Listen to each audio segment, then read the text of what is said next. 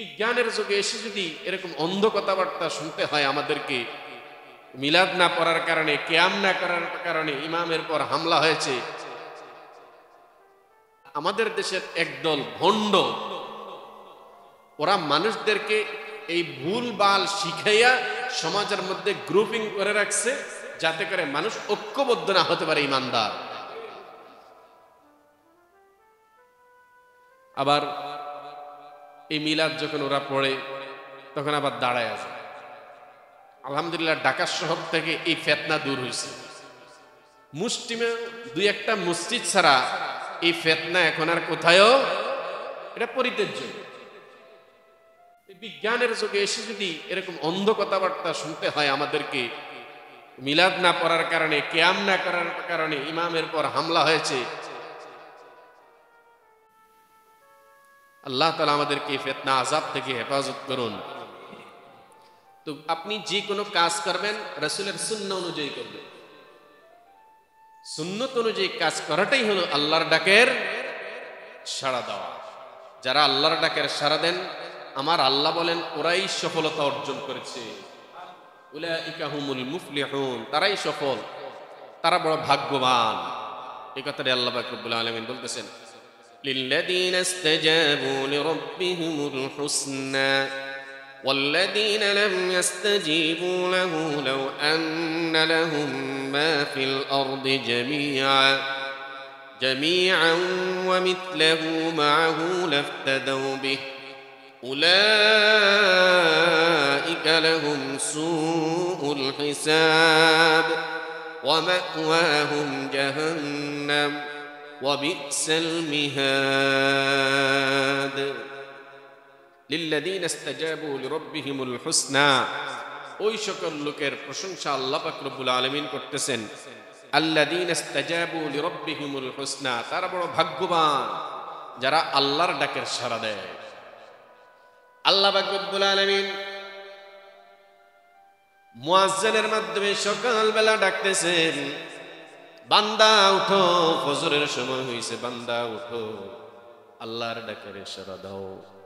গোটা শহর থেকে, গোটা ঢাকার শহর থেকে প্রতি মসজিদের মধ্যে এক দুই কাতার মানুষ হয় যারা আল্লাহর খাস বান্দা, সকালে আল্লাহর ডাকের সাড়া দিয়া ঘুম ভেঙে মসজিদে চলে আসে। এরকম একদল লোক আছে না, আল্লাহর ডাকের সাড়া। আবার মুয়াজ্জিন সাহেব দুপুর বেলায় যোহরের জন্য ডাকতে থাকেন, ও আল্লাহর বান্দারা, সময় হয়েছে যোহরের নামাজ পড়তে হবে। আসরের সময় আবার ডাকতে থাকেন, মাগরিবের সময় আবার ডাকতে থাকেন, ইশার সময় আবার ডাকতে থাকেন। দৈনিক 5 ওয়াক্ত মুয়াজ্জিন সাহেব 5 বার মাওলায়ে কারীমের তরফ থেকে ডাকতে থাকেন। যারা আল্লাহর ডাকের ইশারা দিয়ে মসজিদে এসে পুরুষরা 5 ওয়াক্ত নামাজ আদায় করে, আমার আল্লাহ বলেন তারা বড় ভাগ্যবান। আপনি ব্যবসা প্রতিষ্ঠানের মধ্যে গেছেন, ব্যবসা প্রতিষ্ঠানের মধ্যে গিয়া আপনি 2 নম্বরে ব্যবসা করেন নাই, যখনই 2 নম্বরে মালের মধ্যে হাত দিবেন, আপনার কল্পনায় বেশি উঠবে আমার আল্লাহ দেখতেছেন, আমার আল্লাহ দেখতেছেন। আপনি ওজনে কম দিবেন না, আপনার চিন্তা হলো আমার আল্লাহ দেখতেছে। আমার আল্লাহ বলেন, ওরে বেটা, তোমার ভিতরে আমি আল্লাহর ভয় আছে, নিশ্চয়ই তুমি আমার ডাকের ইশারা দিয়া 2 নম্বরে ব্যবসা থেকে নিজেকে হেফাজত করছো। 2 নম্বরে ব্যবসা ছেড়ে দিয়া তুমি আমাকে ভয় করছো, আমার ডাকের ইশারা দিছো। প্রত্যেকটি কাজে যারা আল্লাহর ডাকের ইশারা দিবে, রাস্তার মধ্যে হাঁটার নিয়ম আছে না, ডান পাশ দিয়া চলবে। এই ছোট্ট গল্লি, এর মধ্যে আপনি ডান পাশে থাকবেন। সিঁড়ি দিয়ে আপনি উঠতেছেন, সিঁড়ির 2টা পাশ, বাম পাশ আর ডান পাশ, কেউ নাই, কেউ নাই, আপনি একা। আপনি যদি ডান পাশ দিয়ে ওঠেন, আমার নবী ডান পাশের যে ফজিলত বর্ণনা করছেন সেই ফজিলত আপনি পেয়ে গেলেন। অথচ দেখেন আপনার কিন্তু উঠতে তো হবেই, আপনি তো না উঠে তো আর দোতলায় যেতে পারবেন না, কিন্তু এই উঠার মধ্যেও কি আছে, সওয়াব আছে।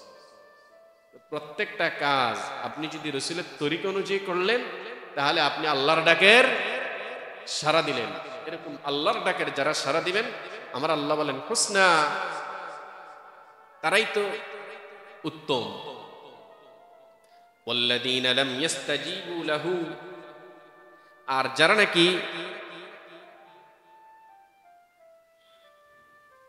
আল্লাহর ডাকের সাড়া দেয় না, ওই যে এগুলার বিপরীত যারা করে, প্রত্যেক কাজে রাসূলুল্লাহর সুন্নাহর বিপরীত করতেছে। লাউ আন্না লাহুম মা ফিল আরদি জামিআ, আল্লাহ কত দামি কথা দেখেন। দুনিয়াতে আপনি কত টাকার মালিক হইবেন, মরার সময় আপনি কত টাকার মালিক ছিলেন? গোটা পৃথিবীর মালিক তো আর কেউ হইতে পারে না। গোটা পৃথিবীর মালিক আজ পর্যন্ত কেউ হতে পারে না। এত সম্পদ আল্লাহ কাউকে দেননি। আল্লাহ পাক রব্বুল আলামিন বলেন, যারা নাকি আল্লাহর ডাকের সাড়া দেয় না, মন মতো চলেছে, নামাজের রক্তগুলো চলে গেছে, নামাজ আদায় করে না, ডান বামের কোনো খবর নাই, সুন্নাহর কোনো খবর নাই, ফরজের কোনো খবর নাই, ওয়াজিবাতের কোনো খবর নাই, এই সমস্ত মানুষগুলো হাসরের ময়দানে যখন আল্লাহর সামনে দাঁড়াবে, আল্লাহ পাক রব্বুল আলামিন বলেন, আসমানের নিচে জমিনের উপরে যত সম্পদ আছে, সব সম্পদের মালিক যদি তাকে বানিয়ে দেওয়া হয়, সব সম্পদের মালিক যদি তাকে বানিয়ে দেওয়া হয়, লাউ আন্না লাহুম মা ফিল আরদি জামিআ, জমিনের যত সম্পদ আছে, তো উপরের সম্পদ তো আমরা দেখতেছি, জমিনের পেটের মধ্যেও সম্পদ আছে, যেগুলো উপরের থেকেও দাম। এই স্বর্ণের খনি, লোহার খনি, তেলের খনি, এই বিভিন্ন ধাতুর খনি সব হলো জমিনের নিচে। এত দামি জমিনের পেটে যা আছে, জমিনের উপরে যা আছে, লাউ আন্না লাহুম মা ফিল আরদ, সবগুলোর মালিক যদি ওকে বানিয়ে দেওয়া হয়, ওয়ামিথলাহু মাআহু, তার সাথে যদি আরো ডাবল করে দেওয়া হয়, তাহলে কত সম্পদের মালিক। লাফতাদাউ বি, এই সম্পদের মাধ্যমে যদি সে পরকালে নাজাত পেতে চায়, যে আল্লাহকে দিয়ে আল্লাহ সব দিয়া দিলাম আপনাকে, আমাকে আপনি ক্ষমা করে দেন, উলাইকা লাহুম সুউল হিসাব ওয়া মাওয়াহুম জাহান্নাম ওয়া বিসাল মিহাদ, তারপরেও তারা রক্ষা পাবে না, তাদের ঠিকানা অত্যন্ত ভয়ঙ্কর, তাদের হিসাব অত্যন্ত কঠিন হবে, কোনোভাবেই তারা নাজাত পাবে না।